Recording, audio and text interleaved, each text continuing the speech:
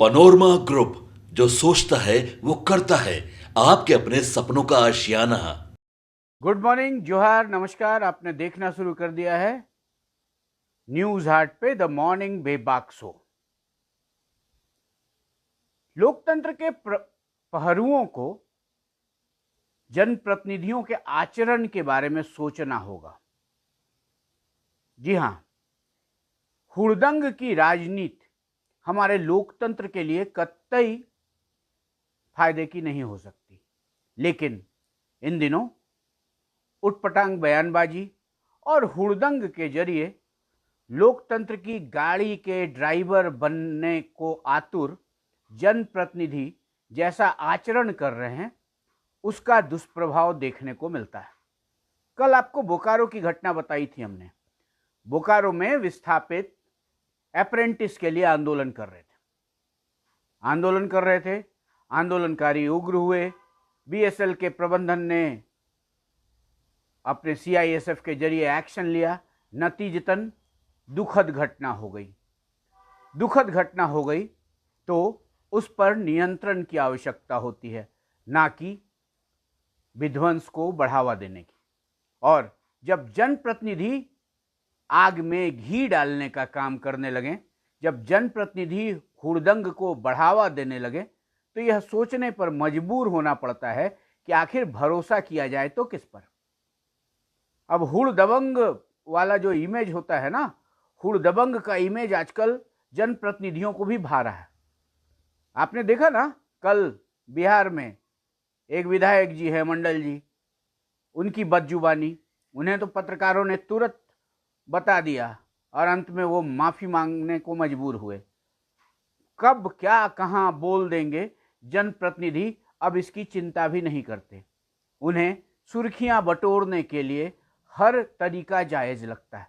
ऐसा ही कुछ देखने को मिला बोकारो में पहुंचे जनप्रतिनिधि, एक युवा दल के जनप्रतिनिधि वहां गए तो थे विस्थापितों के साथ खड़े होने की घोषणा कर, विस्थापितों के आंदोलन को साथ देने के लिए, लेकिन शहर को हंगामे में झोंक दिया।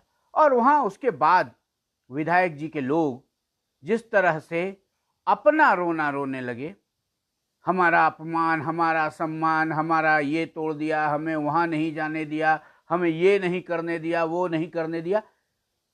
वही कहते हैं ना, आए थे हरिभजन को, ओटन लगे कपास। एक जनप्रतिनिधि से अपेक्षा क्या होती है? अपेक्षा होती है कि आप मामले को सलटेंगे, शांत करेंगे, लोगों को समझाएंगे और जनहित में जो निर्णय हो वो करवाने के लिए प्रयास करेंगे। लेकिन यहां जनहित से ज्यादा नेता हित हावी हो जाता है। नेता हित, राजनीतिक हित, दलीय हित की चिंता करने वाले हुड़दबंग विधायकों से लोकतंत्र के भविष्य के संबंध में कुछ बेहतर सोचना, कि उनसे बेहतरी होगी, ये बड़ा अजीब लगता है। नाम नहीं लूंगा, आप भी समझ रहे होंगे। लेकिन जो कुछ हुआ बोकारो में, उसका राजनीति से क्या लेना देना था? एक मां का बेटा गया, नहीं जाना चाहिए था। अगर विस्थापितों की समस्या का समाधान नहीं हुआ तो इस पर चिंतन होना चाहिए था, क्यों नहीं हो रहा है इतने दिनों से। अरे अप्रेंटिस ही तो मांग रहे थे। अप्रेंटिस मतलब क्या होता है? फुल टाइम रोजगार दे दिए। सीखने के लिए चाहते हैं ना लोग। अब अप्रेंटिस रहेंगे, ठीक है, भविष्य में नौकरी होगी नहीं होगी, कुछ हुनर आएगा, लेकिन ये हुनर आने से पहले आपने एक मां को रोने के लिए मजबूर कर दिया।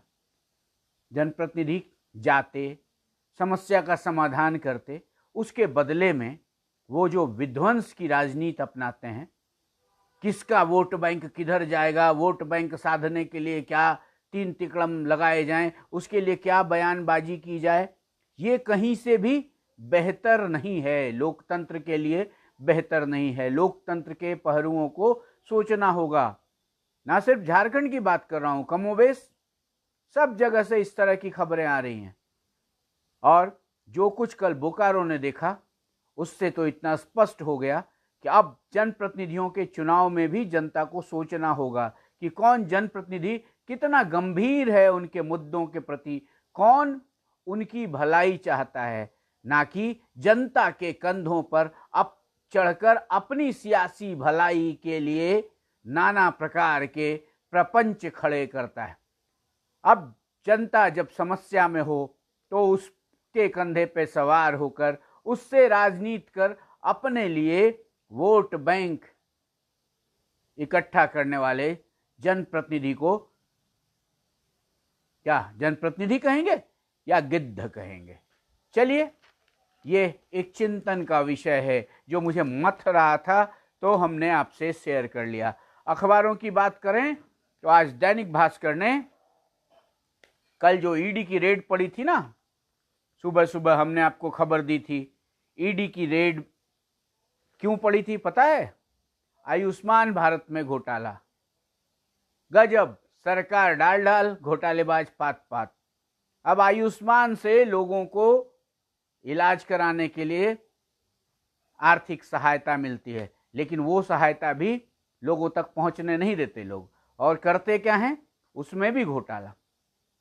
मतलब जो इहलोक को छोड़कर चला गया उसके नाम पर भी पैसा निकालते हैं। लूट मची हुई है। ईडी वालों ने कल नकेल कसी, ऐसे घोटालेबाजों की नकेल कसी, और आयुष्मान घोटाले में झारखंड में इलाज का फर्जी बिल और इहलोक त्याग चुके मरीजों के नाम पर लिए गए क्लेम के मामले में ईडी ने झारखंड, बंगाल, दिल्ली के 21 ठिकानों पर छापे मारे। और सूबे के जो पूर्व स्वास्थ्य मंत्री थे ना, कांग्रेस कोटे वाले बन्ना गुप्ता, उनके पीएस के घर को भी खंगाला, रुपए भी बरामद हुए। और रांची में आधा दर्जन से अधिक ठिकानों पर जांच एजेंसियों ने दबिश दी। धोखाधड़ी के सिंडिकेट में स्वास्थ्य कर्मी व इंश्योरेंस के अफसरों की सांठगांठ थी। ये खबर दैनिक भास्कर ने प्रमुखता से छापी है। और बोकारो में बंद, बवाल, गाड़ियां फूंकी गई, दर्जनों वाहन तोड़े गए, बीएसएल में उत्पादन ठप। ये खबर भी भास्कर ने छापी है। और आपको बता दें कि बोकारो की जो कांग्रेस विधायक हैं श्वेता सिंह, देर रात उन्हें गिरफ्तार कर लिया गया। और बीएसएल का जो गेट बंद था, जिसके अंदर कर्मचारी बंद थे, वो गेट भी आखिरकार प्रशासन ने देर रात खुलवा दिया। वार्ता विफल हो गई। प्रबंधन ने मांगों पर विचार के लिए समय मांगा था और बीएसएल का उत्पादन ठप है। बोकारो स्टील लिमिटेड का उत्पादन ठप है। अब हम विकास की बात करते हैं, हम रोजगार की बात करते हैं, और उनमें इस तरह के लफड़े खड़े करना और लफड़ों के कारण विकास का पहिया रुक जाना सोचने वाली बात तो है ही। और प्रधानमंत्री मोदी बैंकॉक में मिले यूनुस से। मोहम्मद यूनुस को प्रधानमंत्री मोदी ने कहा दो टूक। बैंकॉक में मुलाकात हुई मोहम्मद यूनुस से, उन्होंने दो टूक कहा प्रधानमंत्री ने, हिंदुओं की सुरक्षा करिए, अत्याचारों की जांच करिए। और जो बिजली कटौती पर हाईकोर्ट ने कहा था ना, मत काटिए, 10 घंटा बिजली काट दीजिएगा, क्या मतलब है? रोक लगा दिया था, नहीं काटना है, रामनवमी में भी नहीं काटना है। सरकार को जाना पड़ा सुप्रीम कोर्ट। सुप्रीम कोर्ट ने कहा रामनवमी में बिजली कटौती की अवधि कम करिए और जुलूस के मार्ग सीमित रखिए, लेकिन हाँ, जरूरत है तो बिजली काट सकते हैं। राज्य सरकार की ओर से सुप्रीम कोर्ट में अधिवक्ता कपिल सिब्बल ने पक्ष रखा था कि दिक्कत हो जाती है, बिजली तो काटनी पड़ेगी। और वक्फ बिल पर पीएम बोले ऐतिहासिक, कांग्रेसी सांसद ओवैसी सुप्रीम कोर्ट चले गए हैं। ये खबर भी दैनिक भास्कर ने ली है। और कल अभिनेता मनोज कुमार के देहांत की खबर आई थी सुबह, हमने बताई थी आपको। उनकी खबर भी दैनिक भास्कर ने प्रमुखता से छापी है। और प्रभात खबर की बात करें तो प्रभात खबर ने लीड बनाया है मुख्यमंत्री हेमंत सोरेन के हजारीबाग दौरे को। जी हाँ, हजारीबाग में कल झारखंड मुक्ति मोर्चा का स्थापना दिवस था। वहां हेमंत सोरेन जमकर बोले। हेमंत सोरेन ने कहा, यदि मैं जेल से बाहर होता तो भाजपा को लोकसभा में एक सीट भी नहीं मिलती। यही हेडिंग लगाया है प्रभात खबर ने। और राज्य की अपील पर सुप्रीम कोर्ट ने झारखंड हाई कोर्ट के आदेश में किया संशोधन, रामनवमी में कम समय के लिए बिजली काटने की अनुमति मिली। और राजधानी में वक्फ बिल का विरोध, काली पट्टी बांध युवाओं ने जताया आक्रोश, ये खबर भी प्रभात खबर ने ली है। और रांची के थानेदार हैं, एक नामकुम थाने में पोस्टेड हैं, वो कल 30,000 रुपये रिश्वत लेते हुए धरे गए, ये खबर भी प्रभात खबर ने प्रमुखता से छापी है। और मैया सम्मान योजना में 2500 रुपये लेने के लिए आतुर या उसके लिए आवेदन करने वाली 2 लाख लाभुकों का आवेदन अभी होल्ड पर है, ये खबर प्रभात खबर ने छापी है। और पूर्व स्वास्थ्य मंत्री बन्ना गुप्ता के पीएस सहित 21 ठिकानों पर ईडी के छापेमारी की खबर। और खड़गे राहुल गांधी की मैराथन बैठक और जिला अध्यक्षों की ताकत बढ़ेगी, इस हेडिंग से प्रभात खबर ने कांग्रेस की जो बैठक हुई जिला अध्यक्षों की, उस बैठक की खबर को छापा है। और बोकारो बंद में बोकारो के सीजीएम, बीएसएल के सीजीएम की गिरफ्तारी और मृतकों के परिजनों के लिए 50 लाख मुआवजे की मांग वाली खबर भी प्रभात खबर ने ली है। और मौसम विभाग की चेतावनी भी छपी है प्रभात खबर में, अगले 6 दिनों में लू चलेगी, बच के रहिएगा। और मोहम्मद यूनुस से बोले मोदी, हिंदुओं समेत अल्पसंख्यकों की रक्षा करे बांग्लादेश, ये खबर भी प्रभात खबर ने प्रमुखता से छापी है। प्रभात खबर ने भारतीय वायुसेना का जो एयर शो 19 और 20 अप्रैल को आर्मी ग्राउंड में होने वाला है, उसकी खबर को भी अपने पन्नों में जगह दी है। हिंदुस्तान की बात करें तो हिंदुस्तान ने लीड बनाया है, पूर्व मंत्री बन्ना के पीएस के घर समेत 21 जगह छापे। आयुष्मान योजना में गड़बड़ी से जुड़े मामले में झारखंड में 17 जगह कार्रवाई। और सुप्रीम कोर्ट ने दी छूट, रामनवमी पर काटी जा सकती है बिजली। और वक्फ बिल को सुप्रीम कोर्ट में चुनौती, एआईएमआईएम और कांग्रेस नेता ने दाखिल की अर्जी। तमिलनाडु के नीट विरोधी बिल को मंजूरी नहीं, बोकारो में लाठीचार्ज के विरोध में बंद, सड़क जाम, नामकुम थाने का दारोगा रिश्वत लेते गिरफ्तार।